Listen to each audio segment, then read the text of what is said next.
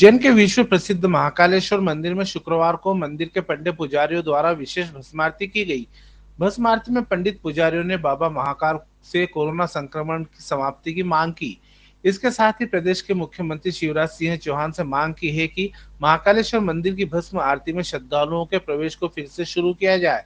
पुजारी महेश गुरु ने कहा कि अब कोरोना संक्रमण धीरे धीरे कम हो रहा है, इसलिए पूर्व की तरह कम संख्या में श्रद्धालुओं को भस्म आरती में शामिल होने की अनुमति दी जाना चाहिए। यहाँ बता दें कि नाइट कर्फ्यू के कारण महाकालेश्वर मंदिर की भस्म आरती में श्रद्धालुओं के प्रवेश पर प्रतिबंध लगा दिया गया है।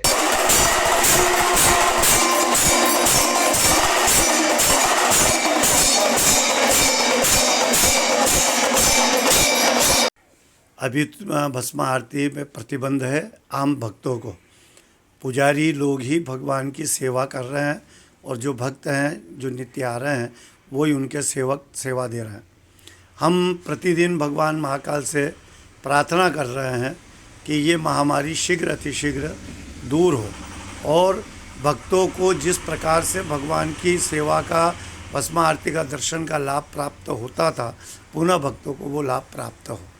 हम मध्य प्रदेश सरकार के मुखिया शिवराज सिंह जी से भी ये निवेदन करते हैं आपकी चैनल के माध्यम से कि मध्य प्रदेश में भी अभी वर्तमान समय में जो मरीजों के आने की संख्या कम हुई है, इसलिए रात्रि का जो कर्फ्यू उज्जैन नगर में है उस कर्फ्यू को हटा लिया जाए और भस्म आरती में कुछ संख्या में, अभी 1000 की संख्या में भक्तों को अनुमति थी, लेकिन पुनः 500 के भक्तों की अनुमति पुनः दी जाना चाहिए और शीघ्र है तो भक्तों को इसका लाभ प्राप्त होना चाहिए भस्म आरती का।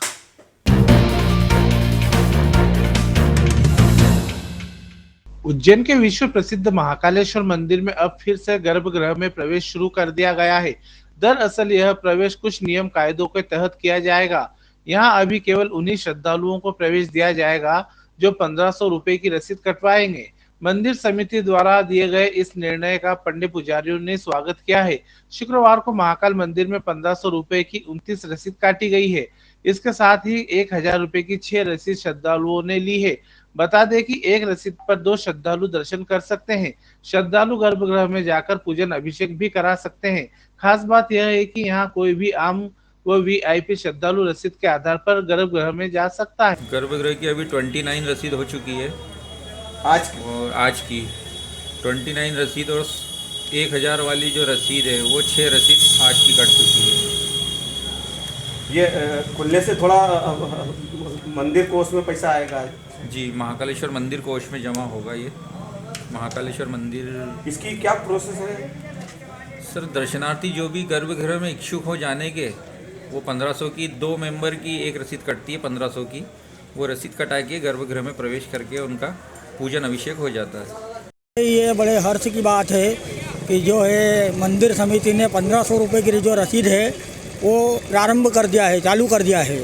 तो अब जो भी दर्शनार्थी है, भक्तगण है या हमारे पंडित पुजारियों के जो भी यजमान है वो अब स्वतः आ सकते हैं यहाँ पे और 1500 रुपये की रसीद कटवा करके बाबा महाकाल के अंदर जो है दर्शन पूजन अर्चन मंदिर परिसर में गर्भगृह में जा कर के अनुष्ठान वगैरह कर सकते हैं, संपन्न कर सकते हैं।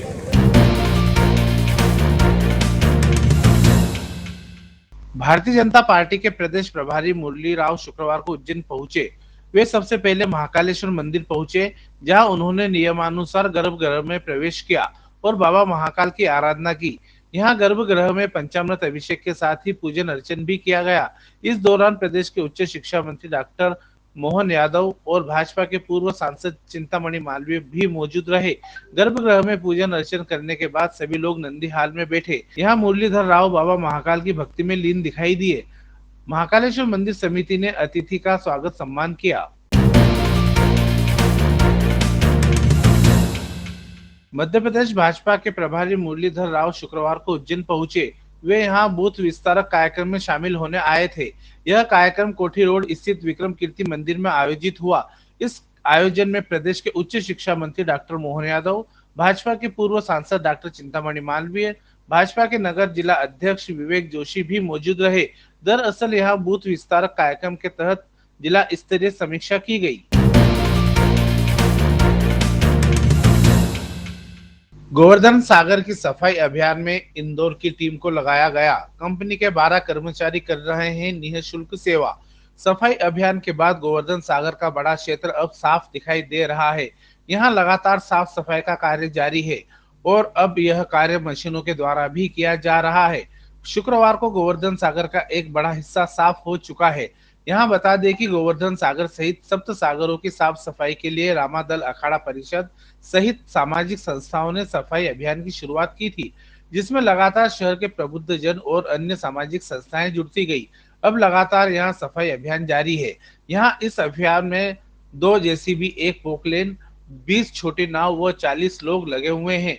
इसके साथ ही इंदौर की कंपनी भी सफाई अभियान में जुड़ गई है। यहाँ कंपनी के करीब 12 कर्मचारी निःशुल्क सेवा दे रहे हैं।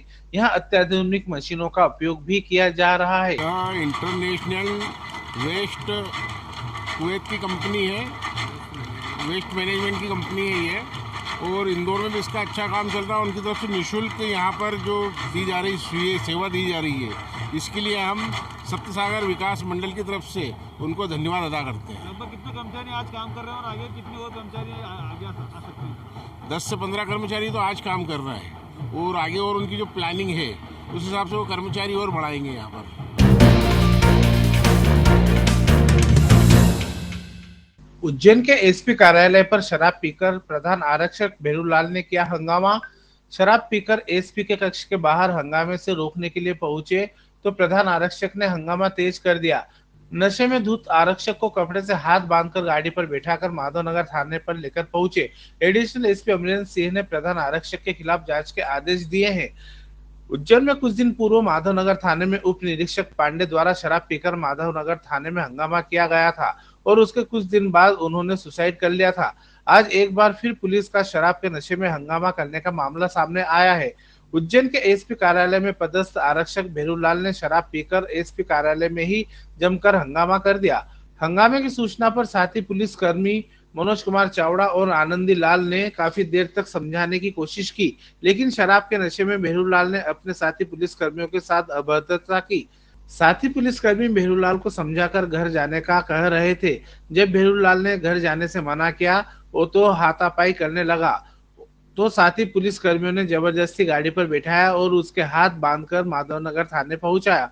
मामले में एडिशनल एसपी अमरेंद्र सिंह ने जांच के आदेश दिए हैं और मेडिकल करवाने की बात कही है।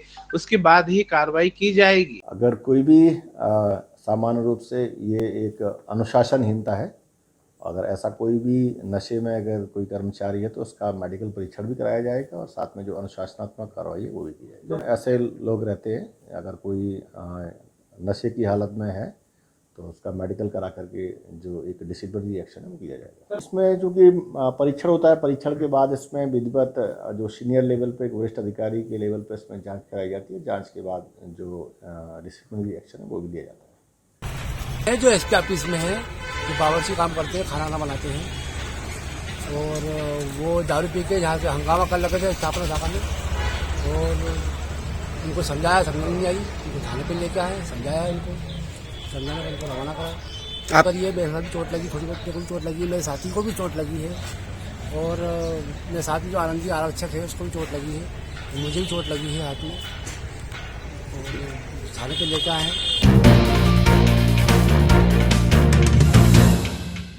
उज्जैन के निनोरा में शुक्रवार सुबह हादसे में युवक की मौत हो गई।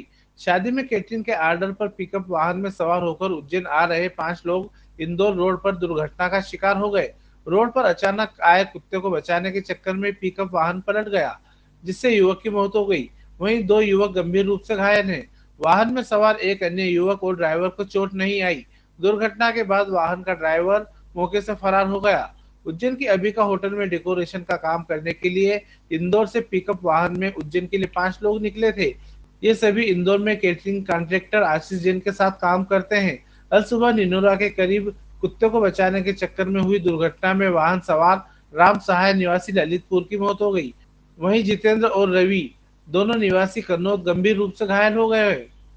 मामले में अब पुलिस फरार ड्राइवर की तलाश कर रही है। मेरा भाई उज्जैन में इंदौर में काम करता था।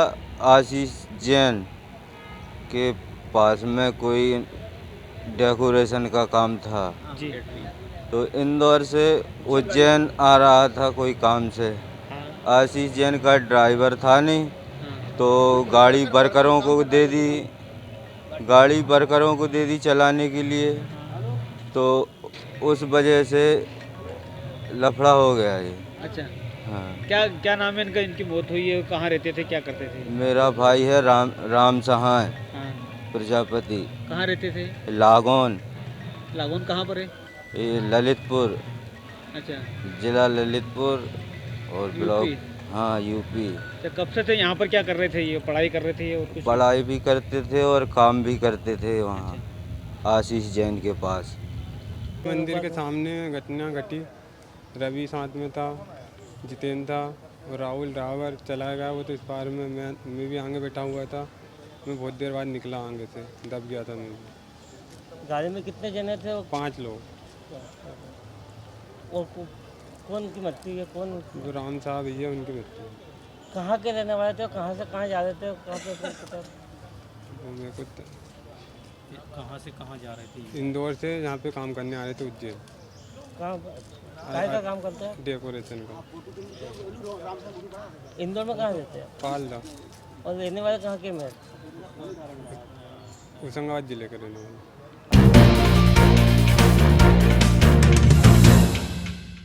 सरस्वती नगर में देर रात बदमाशों ने गदर मचाते हुए घर के बाहर खड़े वाहनों के कांच फोड़ दिए। तोड़फोड़ की आवाज सुनकर लोग घरों से बाहर निकले तो बदमाश भाग निकले।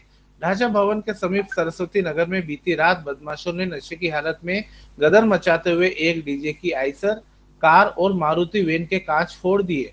तोड़फोड़ की आवाज सुनकर रहवासी बाहर निकले तो बदमाश भाग चुके थे। मामले की सूचना चिमनगंज थाना पुलिस को दी गई। बदमाश अज्ञात होना सामने आए हैं। क्षेत्र में लगे सीसीटीवी कैमरे के फुटेज देखे जा रहे हैं। मामले में वाहन मालिकों द्वारा शिकायती आवेदन पुलिस को सौंप दिया गया।